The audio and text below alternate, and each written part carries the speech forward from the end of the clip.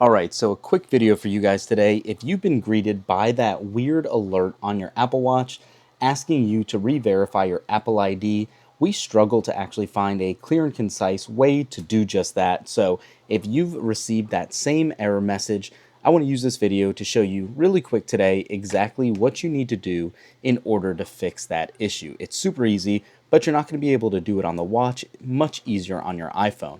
So what you're going to want to do is obviously launch your Apple Watch app and then go into General and then scroll down to where you see you're going to look for Apple Account right here, and you're going to be able to click on that and it'll allow you to sign right back in.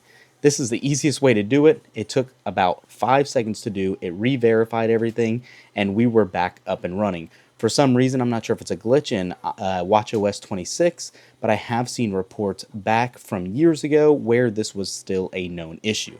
That's all you're going to need to do, and that'll fix this really easy. Now, keep in mind, it will vary depending on what version you're using, but make sure you have the most up-to-date Apple Watch app, your watch is up to date, and you will be able to do just what we showed. Now, a couple other things, since a lot of you guys always ask about it, the modular watch face that we're using on our watch is the Modular Ultra. It is exclusive to the Apple Watch Ultra series. So if you want all these complications and all this, unfortunately, you will need this version in order to use it. So unfortunately, I know all of you guys that were commenting in our other videos wanted to know exactly what watch face this is and how you get it. That's going to be your only way you can do it to add all these compilations.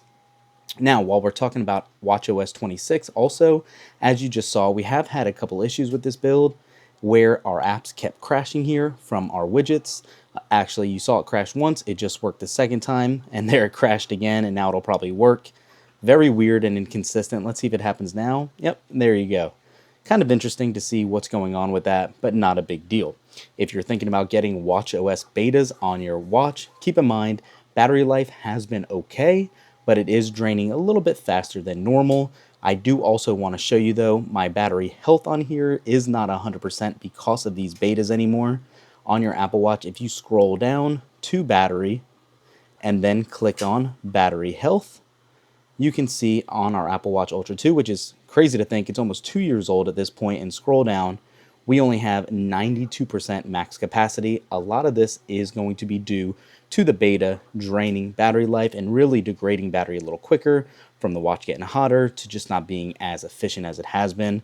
We've ran this with multiple betas at this point, so again, not due to one beta, just overall, that is what's causing this to not last as good as it should be. But good news is, rumors have it, we dropped a video on the channel just the other week where now we are assuming we will finally get the the Apple Watch Ultra 3 in September. Probably going to be announced around the 8th or so, so just keep that in mind if you're looking for it. But anyways, like I said, if you were hoping to know how to fix this, that's all you need to do. Get your Apple Watch app, go to General, and then Apple Account, and you should be good to go. If you had this issue, comment down below. Let us know if this works for you, and we'll catch you in the next one. Peace.